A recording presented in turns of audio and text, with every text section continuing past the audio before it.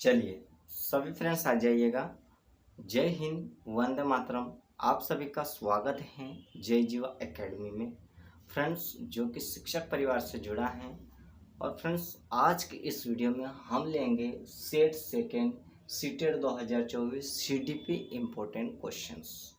But friends अगर आप जय जीवा एकेडमी चैनल पर नए हों तो चैनल को सब्सक्राइब कर लीजिएगा और अपने प्यारे फ्रेंड्स में शेयर कर दीजिएगा।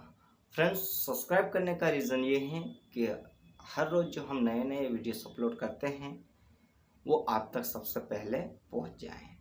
फ्रेंड्स जैसा कि हम जो हैं आप लोगों का जो है ज़्यादा समय नहीं लेते हैं, बट आपका जो है मतलब जैसे आप में से बहुत सारे ऐसे होंगे जो जॉब करते होंगे, पार्ट टाइम जॉब करते होंगे, फुल टाइम जॉब करते होंगे।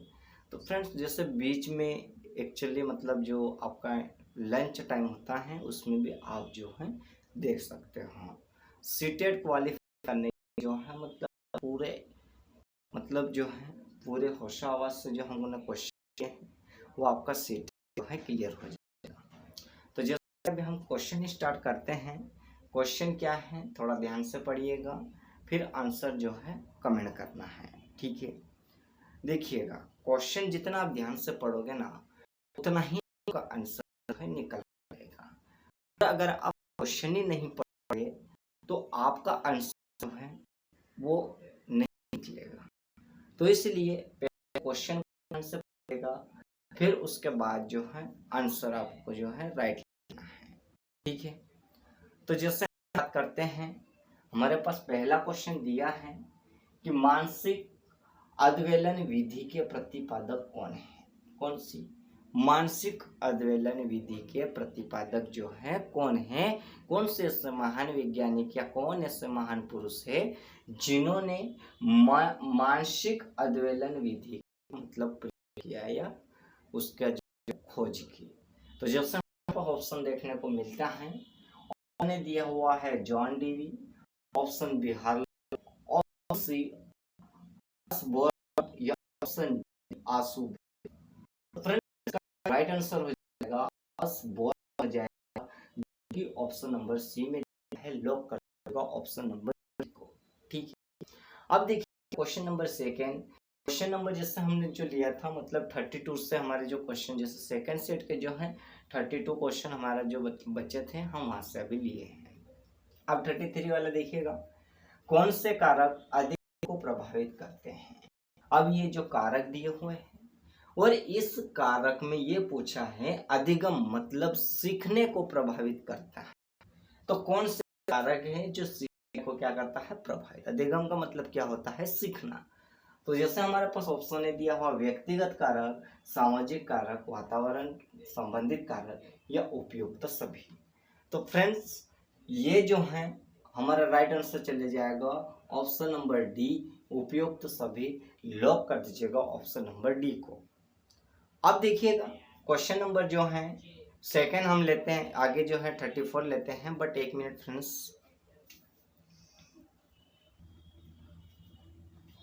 अब देखिएगा अब जो हमारे पास क्वेश्चन है वो 34 है। 34 क्वेश्चन क्या कहता है उसको थोड़ा ध्यान से पढ़िएगा। तो सृजनात्मक समस्या समाधान की वह अवस्था जिसमें व्यक्ति असंगत सूचनाओं पर ध्यान नहीं देता है। मतलब इसका जो है क्वेश्चन पूछने का इसका जो तरीका है वो निगेटिव है, तो आपको भी जो है आंसर कैसा निकालना है निगेटिव। तो इसने बोला सृजनात्मक समस्या समाधान की वह अवस्था जिसमें व्यक्ति जो है वो असंगत सूचनाओं पर ध्यान नहीं देता। कौन सी असंगत, किसी के संगत में रहते हैं तो उसके जैसे कोई बात कहता है तो उस बात को लेकर कोई सीरियस हो जाता है, कोई जो होता है नहीं सीरियस होता है। तो जैसे हमारे पास ऑप्शन दिए हुए हैं आयोजन, उद्भावन, प्रबोध या अनुवादन। तो इसका जो राइट आंसर चले जाएगा हमारा ऑप्शन नंबर बी जो कि दिया हुआ है उद्भावन। लॉक कर दीजिएगा ऑप्शन नंबर बी को। अब देखिएगा 35 का हम क्वेश्चन ले रहे हैं कि शैक्षिक उद्देश्यों के ब्लूम के वर्गीकरण के भावात्मक पक्ष में से निम्न में से कौन सा पक्ष संबंधित नहीं है। अब ये जो है ब्लूम भाई साहब है, इन शैक्षिक उद्देश्य और भावात्मक पक्ष में से मतलब इन्होंने जो है भावना के पक्ष में से निम्न में से कौन सा पक्ष संबंधित नहीं, मतलब भावना से जो है कौन सा पक्ष जो है वो संबंधित नहीं है। तो निगेटिव पूछा है तो निगेटिव का भाई निगेटिव रहेगा। तो जैसे हमारा ऑप्शन दिया हुआ है व्यवस्थापन, ज्ञान, आग्रहण या अनुक्रिया। तो फ्रेंड्स भावना से संबंधित कौन सा नहीं है हमारा, ज्ञान नहीं है, जो कि दिया हुआ है ऑप्शन नंबर बी में। लॉक कर दीजिएगा ऑप्शन नंबर बी को। अब आगे देखिएगा क्वेश्चन नंबर 36 कौन सा है, 36। अधिगम वक्र में पठार बनता है, किसमें, अधिगम वक्र में क्या बनता है, पठार, मतलब सीखने में जो है क्या बनता है, पठार बनता है। तो जैसे हमारे पास ऑप्शन देखने को मिलते हैं परिपक्वता के कारण या अभिप्रेरणा के कारण या थकान के कारण या अभिरुचि के कारण। तो इसका जो राइट आंसर हमारा चले जाएगा वो क्या चले जाएगा, थकान के कारण। किसके कारण, थकान के कारण। ठीक है। अब देखिएगा क्वेश्चन नंबर हमारे पास दिया हुआ है 37 दिया हुआ है, जिसमें पूछा है माध्यिका कि 7, 8, 9, 10, 11, 12 की माध्यिका। अब देखिएगा माध्यिका निकालने का एक तरीका होता है। जैसे हमारे पास क्वेश्चन दिया हुआ है 7 दिया हुआ है, 8 दिया हुआ है, 9 दिया हुआ है और क्या दिया हुआ है, 10 दिया हुआ है और 11 और 12, ये क्या दिया हुआ है क्वेश्चन। तो इसके क्या निकालना है, माध्यिका निकालना है। तो माध्यिका निकालने को क्या करना पड़ेगा, तो शुरू की और आखिरी की संख्या से, जैसे शुरू से हमको जो है काउंट करना पड़ेगा और आखिरी से जो है मतलब रिटर्न जाना पड़ेगा। बीच में जो संख्या मतलब बराबर संख्या होने के बाद जो संख्या आती है वही इसकी माध्यिका होती है। तो जैसे हम इधर से काउंट करते हैं 1 2 3, इधर भी कितनी संख्या हो रही है। अब इधर कर लीजिए 1 2 3, इधर भी हो रही है। जो माध्यिका होगी वो 9 और 10 के बीच होगी। 9 और 10 के बीच होगी। हमारे पास दिया हुआ 9.5, कितना हो जाएगा 9.5 मतलब 9.5। तो इसमें जो है 9.5 कौन से ऑप्शन में है, तो ऑप्शन नंबर डी है। लो ऑप्शन नंबर डी को।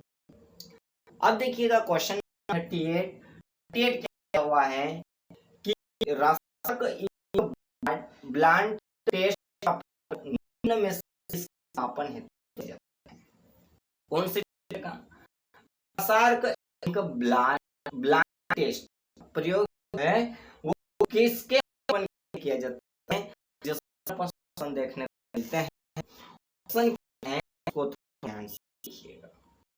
तो ऑप्शन हमारे पास ये दिया हुआ है व्यक्तित्व, बुद्धि, अभिरुचि, अभिष्टा। क्या दिया हुआ है, व्यक्तित्व, बुद्धि, अभिरुचि और अभिक्षमता। इसका जो राइट आंसर कौन रहेगा फ्रेंड्स, तो इसका राइट आंसर हमारा रहेगा कौन सा रहेगा, व्यक्तित्व। कौन सा रहेगा, व्यक्तित्व, जो ऑप्शन नंबर ए में है। कर दीजिएगा ऑप्शन नंबर। ठीक। अब क्वेश्चन आगे देखिएगा, निम्न में से कौन सा बुद्धि का सिद्धांत नहीं है, किसका सिद्धांत नहीं है, बुद्धि का सिद्धांत नहीं है। निगेटिव पूछा है तो निगेटिव आंसर आएगा।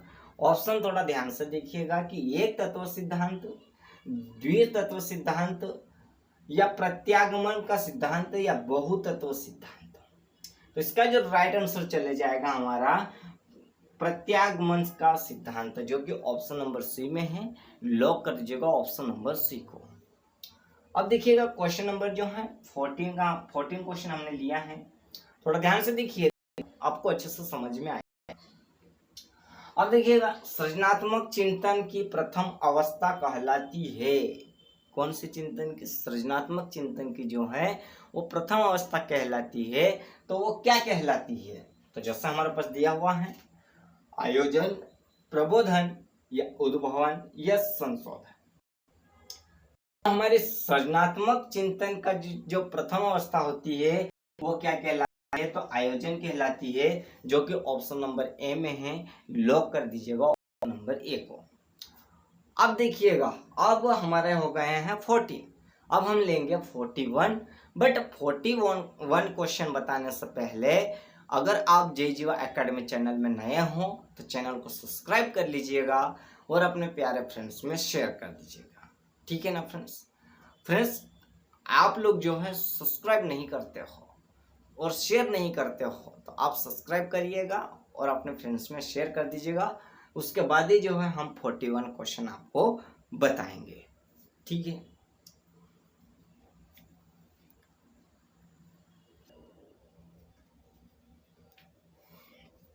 चलिएगा अब देखिएगा क्वेश्चन नंबर आगे, ठीक है ना। अब जो हम क्वेश्चन ले रखे हैं 41 क्वेश्चन, ठीक है ना। अब 41 वाला क्वेश्चन जो है वो क्या है उसको थोड़ा ध्यान से पढ़िएगा। तो देखिएगा स्पीयरमैन ने दिया। अब स्पीयरमैन कौन है? एक वैज्ञानिक है। वो वैज्ञानिक है तो उन्होंने क्या दिया, तो जैसे हमारे पास दिया हुआ है बुद्धि का द्विकारक सिद्धांत, समूहकारक सिद्धांत, या बुद्धि का बहुकारक सिद्धांत, या प्रक्रिया अनुमुख का सिद्धांत। तो फ्रेंड्स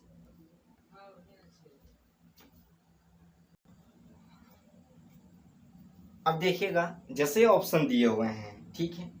अब ऑप्शन हमारे पास दिए हुए हैं कि बुद्धि का द्विकारक सिद्धांत, सेकेंड हमको दिया हुआ है समूहकारक सिद्धांत, या बुद्धि का बहुकारक सिद्धांत, या प्रक्रिया अनुमुख का सिद्धांत। तो इसका जो राइट आंसर होगा फ्रेंड्स तो बुद्धि का द्विकारक सिद्धांत, जो कि ऑप्शन नंबर ए में है। लॉक कर दीजिएगा ऑप्शन नंबर ए। अब क्वेश्चन नंबर देखिएगा 42, थोड़ा ध्यान से देखिएगा, ध्यान से पढ़िएगा ताकि आपको जो है अच्छे से क्लियर हो जाए। तो जैसे हमारे पास क्वेश्चन दिया हुआ है कि आवृत्ति वितरण को रेखाचित्र द्वारा प्रदर्शित करने की विधियों में से एक विधि है।